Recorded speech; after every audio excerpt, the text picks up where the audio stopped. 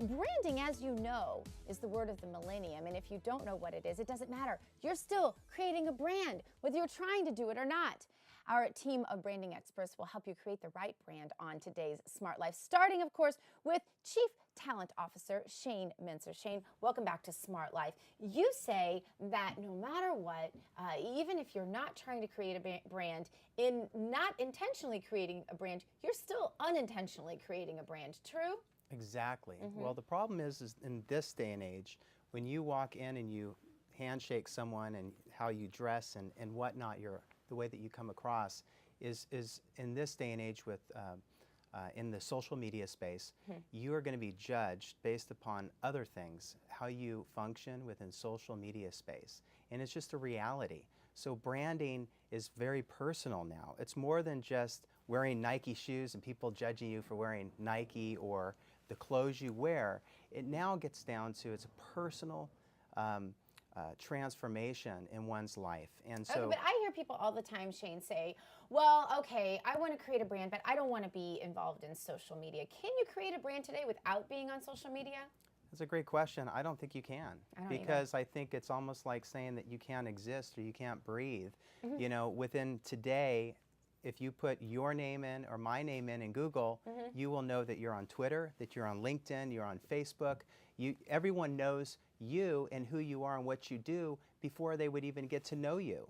And if I put in someone's name and I want to find out that they're the CEO for some company, that will come up, and so you need to extend, in a sense, mirror who you are as a person, professionally, personally in the marketplace. But you have a lot of CEOs out there today who they don't want any part of this. They don't want to be involved in that social media. They just want to run their doggone business. Is that too much to ask today? I mean, if I'm looking up this business, thinking about maybe going to work with them or hiring them for something, and they don't really have a presence out there on social media, what's the average customer's reaction going to be to that? Well, again, I think that we all need to change. We're in a different world we live in.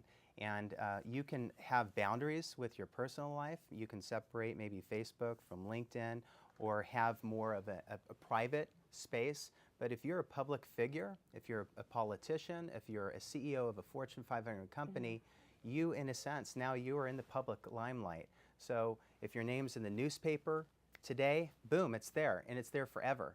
So it's important that you start really seriously understanding personal branding, because if you are not thinking this way, it could affect your career, it could affect your life with your spouse, with your children, because what you say is who you are. And we're going to get down to this actions. We talked about this before in the past, but you do create, in a sense, these dream realities in your life, and this is a part of your life. Who are you?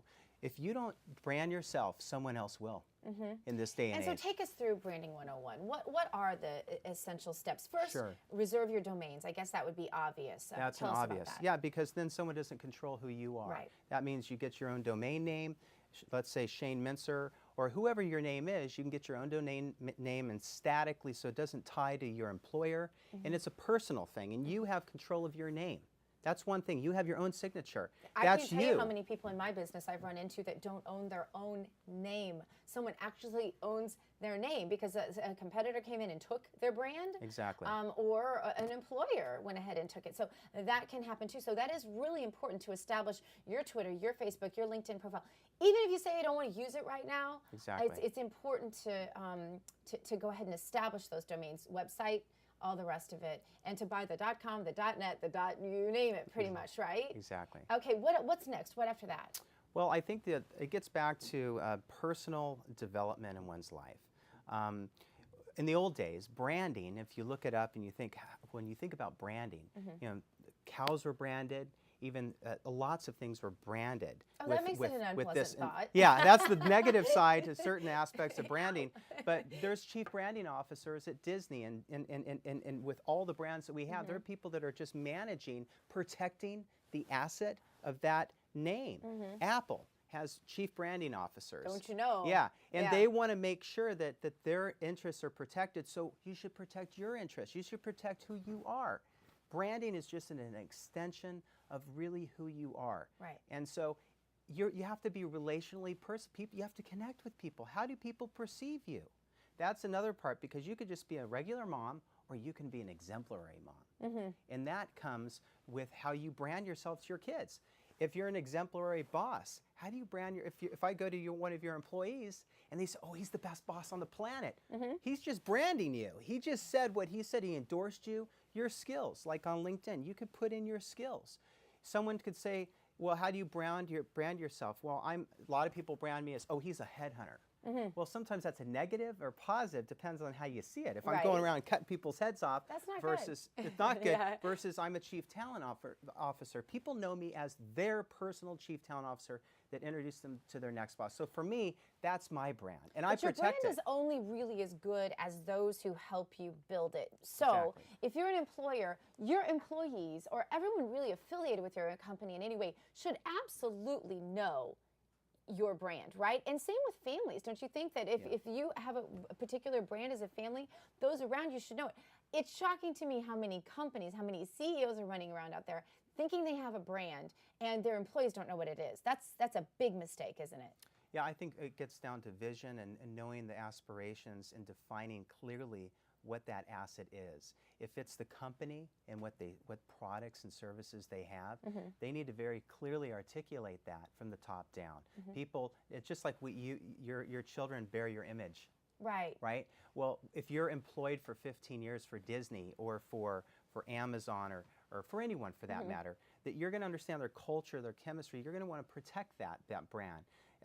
In this day and age, we're in a consumer environment. Brands get absorbed. Like Disney absorbs and buys so many brands. And so we wonder, oh, who owns this brand? You know, who owns this superhero? Disney does. Yeah. Because that trademark, that brand, they acquired. So you bring up a great point, because branding is not just who you are today. And it's not even just what your goals are and who you want to be, but branding really is also where you've been. It's history too, right? Exactly. A lot of times, for example, we are marked. I want to get back to that branding because there's a positive side. Like my father had a very big impact on my life. He branded me in a very positive way. And mentors do that in our lives. We look and we think, we look up to different people, you know, and they make us, you know, shoot for the stars. They make us, you know, go to the moon and back, you know, with vision and with sight. So we grow, and our brand grows. By the way, you might all of a sudden have this great idea for shoes, and then all of a sudden, you know, now you're selling 1 billion shoes all over the planet. We know a lot of companies that do that, right? Yeah. So it's important to understand that you have to maintain and manage it, just like anything. A garden, you have to feed it, maintain it, prune it. That gets back to the personal development. You talk about this reality, setting realities. And personal branding is part of that.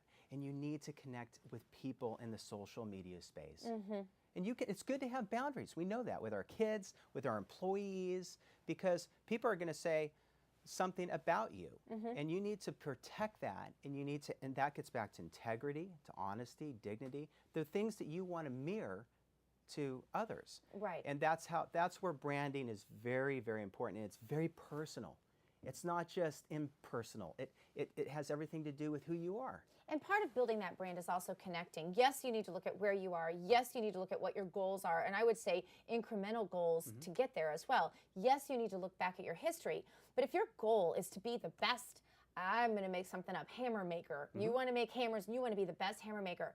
If all you tweet and Facebook post and talk about is making hammers, you're not going to connect with a lot of people. There's a boot maker out there. He's been connecting with me on Twitter repeatedly. And I've actually retweeted some of the things he said because he's connected boots to living. How important is it that you have the right boot?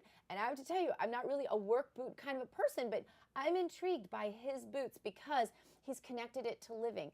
Part of that is connecting with people, sharing some personal things. But you have to be careful. How personal do you get? Well, that's a great question. We've seen just recently in the last few years, if you tweet something, or even on Instagram with your kids or whatnot, there are a lot of inappropriate things that people do. Right. And that's going to haunt you for the rest of your life. You're going to have a reputation. So it's really important to maybe step back and think. Have a plan. Think strategically, not just think emotionally like right now. I feel this way and then I do it. Step back, reflect, and think about, is this what I want to project in the next 50 years? Think about more long-term, because then what you're going to be able to do is you're going to be able to see first of all, we all make mistakes, right? Right. And so we have to make sure that what we're doing in the marketplace is reflecting how we want to be. And that's the challenge I think all of us face, because we're real, we're human, we make mistakes. So it's none of us are perfect. careful to be ready, aim, fire, not Exactly. ready, fire, aim, which is where I tend to fall in that. Shane, thank you so much for bringing your perspective. Remind us where we can find you. ChiefTalentOfficer.com. ChiefTalentOfficer.com.